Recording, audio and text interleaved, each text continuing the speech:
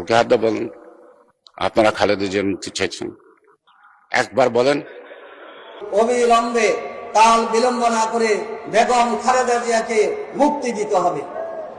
সাথে সাথে তার উন্নত চিকিৎসার জন্য বিদেশ পাঠানোর জন্য কার্যকর ব্যবস্থা গ্রহণ করার জন্য আমরা দাবি জানাচ্ছি।